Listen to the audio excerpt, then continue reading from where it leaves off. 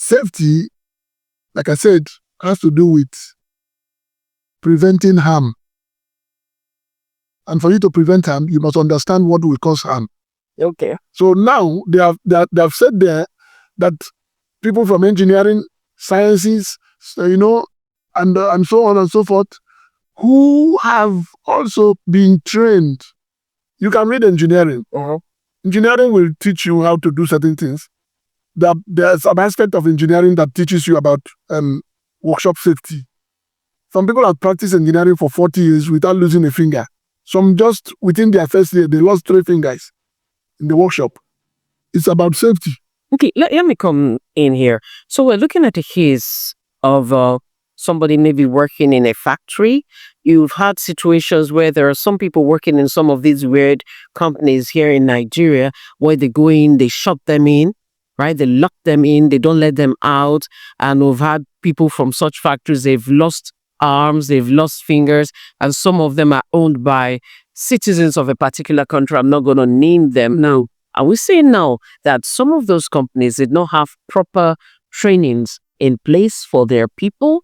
Or is it that those people themselves were not cognizant of the fact that there should be safety for the staff? We say injuries and illnesses, accidents, and so on are due to human factors or situational factors or environmental factors. Human factor, situational factors, and environmental factors. Human factor, that is caused by the person, by human being, situations, something, a situation just led to it. Then environmental will just be that maybe something natural, like a landslide and all that. Yes.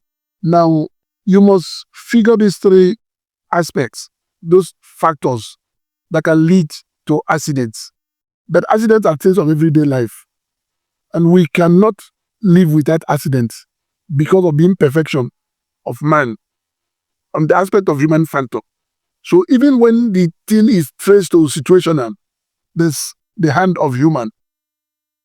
When it comes to environmental, there's hand of human. Like in Spain recently, they were quite upset with their leaders that warning signals maybe did not come out early enough, and after the major flooding they had, the leaders didn't come visiting early enough. Even though that was something natural, situational that happened, or environmental that happened, they are still seeing a human error in everything. If you watch your television and you see Meteorological Institute or agency telling you that there will be heavy storm, thunderstorms, serious rain, downpour tomorrow,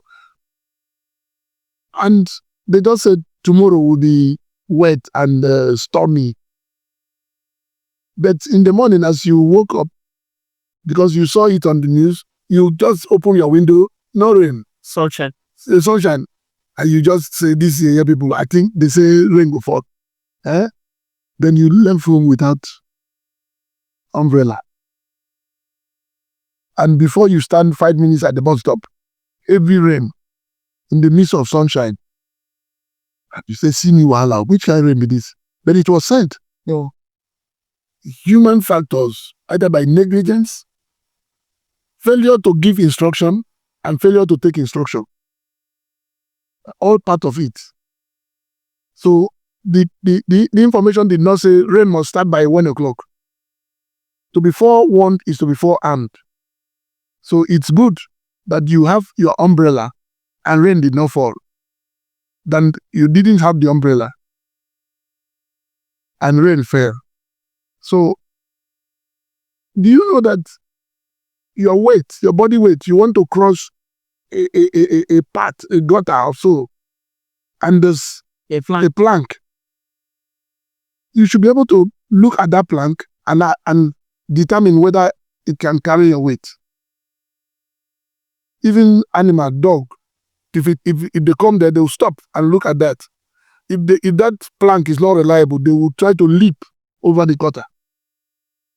But a human being will come and step on it freely, believing that the people who put it must have measured everybody's weight.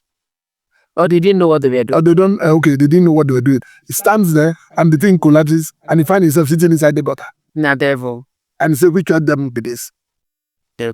So you won't know whether the devil is the person that broke the plank or the plank itself. Maybe the devil by that time was very busy in Afghanistan. Yes. Or if where the devil had to do most of us do, or in the ocean. So that means the human factor in that situation had led to that disaster. Exactly. And now, looking at that human factor too, those who put that plank, if they actually meant well, they're supposed to take the average weight of people and put the strength of that plank, should be able to take that. So these are all issues.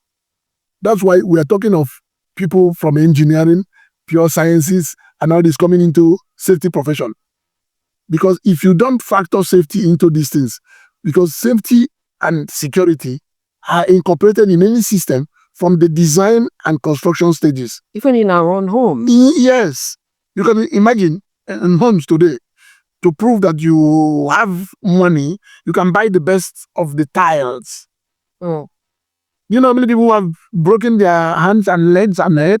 And even died. And died.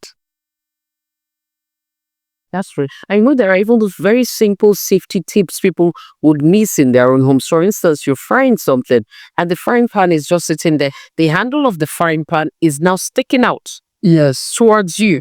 That is one of the first things we learned as children, that don't do that.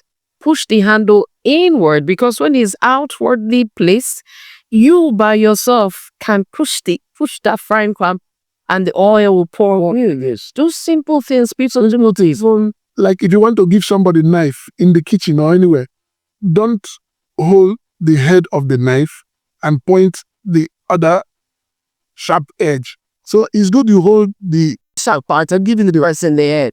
Yeah. So these things are basic, very basic.